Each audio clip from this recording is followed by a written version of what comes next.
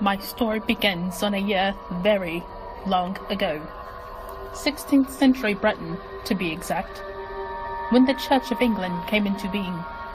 Even to this day, I have a tendency to lose track of time, but I have a story to present nonetheless. Across the globe, the Spanish tightened their grip on religious practices to maintain Catholic authority. The events of what became known as the Spanish Inquisition would be limited to regions conquered by Spain. In that respect, you may be convinced the Inquisition had no present effect on Britain. Thus, you may even be inclined to question the historical accuracy of this tale. But for it is true, activity was heaviest in territories ruled by Spain. In addition to Spain itself, but this, my story, occurs in Britain. Except it for the sake of entertaining a dramatized story. As the rumors persisted, suggesting the Spanish were liable to invade, I most certainly agreed to the terms. And as rumors evoking the belief the Spanish would not dare set foot near our borders swept the nation, I was heavily opposed, for I was greatly aware of their capability, and even more so of the notion they would not stop at anything to bring whomever they pleased to irrational and uncivil justice. On the horrific and utterly treacherous night of my arrest, I had a plan set in place to defend what mattered most to me. Even as the Spanish wrought havoc upon my town, I was determined to execute each step in a thorough manner. To assume my plan was carried through successfully, not a single detail missed. Afterwards, I invited the enemy into my home, to which I was given no other choice to oblige. They would refuse to depart otherwise. Not without a word from the inhabitants of my dwelling. As anticipated, they inquired knowledge pertaining to my religion. They were perpetually ungenerous. My religious preference, not so surprisingly, justified their reason to punish me. It was to my relief, though to which I accepted with the utmost dread, that I was sentenced to life in prison. Although the Spanish chose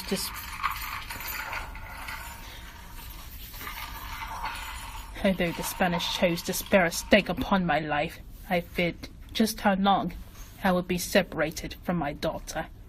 The opportunity to raise my daughter, the only light that remained for me, was expelled.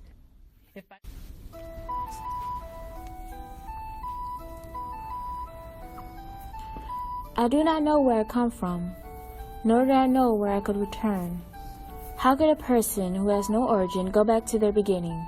It is impossible to conceive that notion. They say that I was found in a house alone.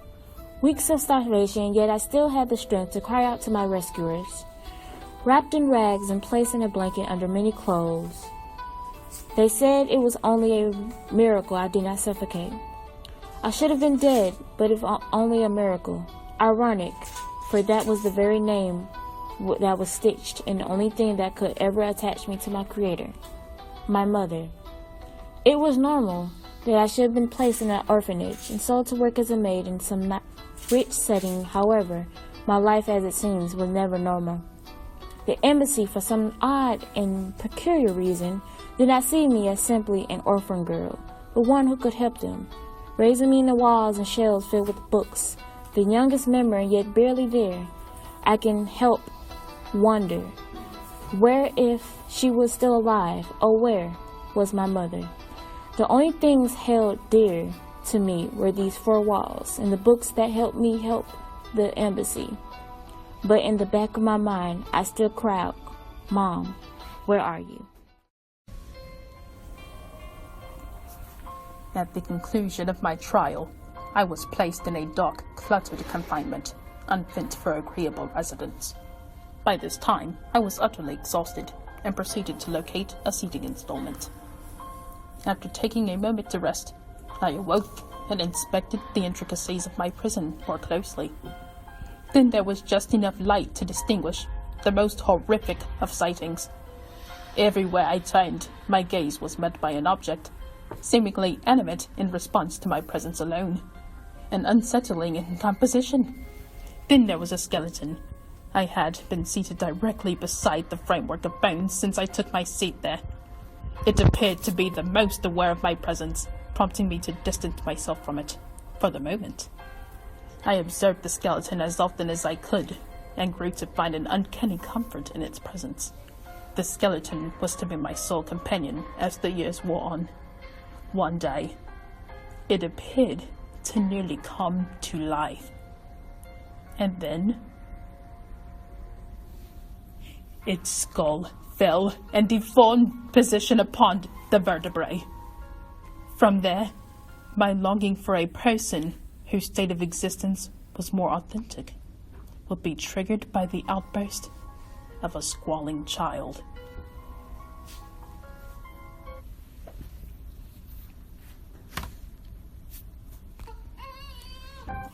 I followed the complaint to the most careful of my ability, for I was unaware of what surely awaited me. I stumbled upon a gaping hole, a crater lodged deep into the flooring, an addition of my prison I had not known of until then. The crying emerged from the depths of that chasm.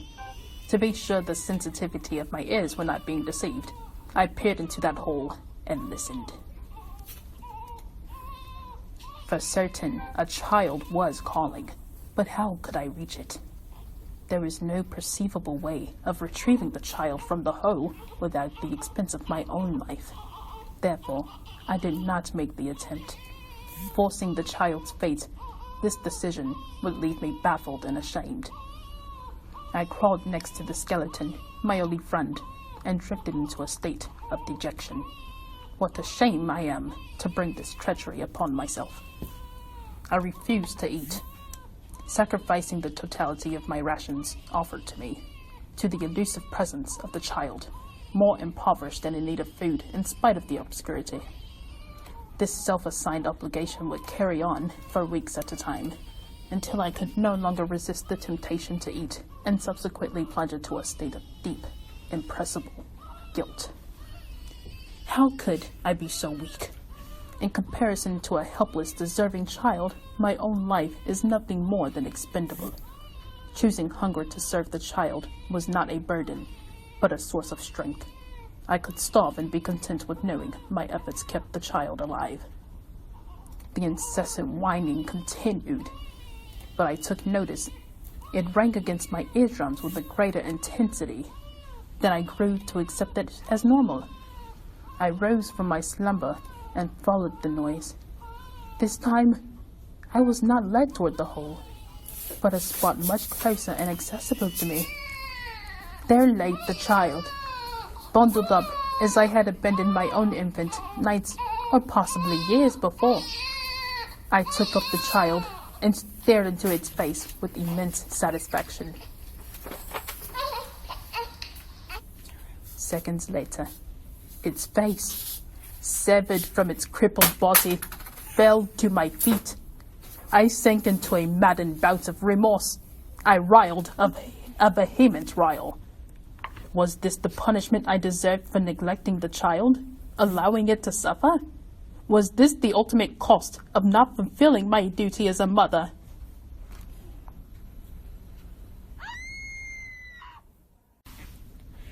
My eyes narrowed onto the men and women as they were kneeled before me, mouths glued together as if sewn shut by some invisible force. They would not speak, yet the very small sound of struggle rang into my ears. The plea for help, so faint yet ever present, penetrated this deafening silence. I glanced at the walls. They were structured in a way that it was easy to tell that somewhere behind them were passages.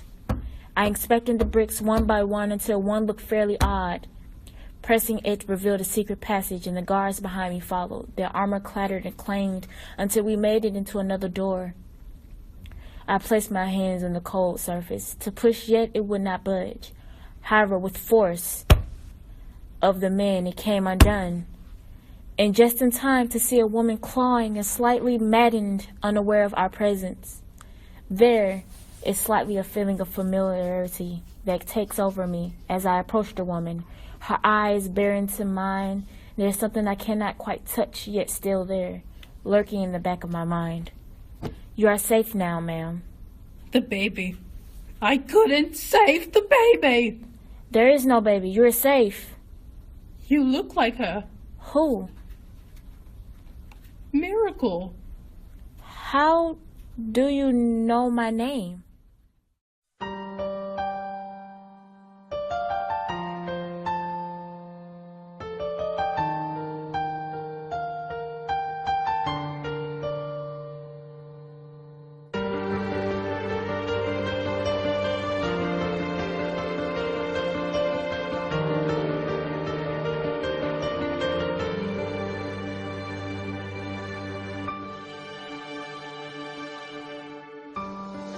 My love has gone away.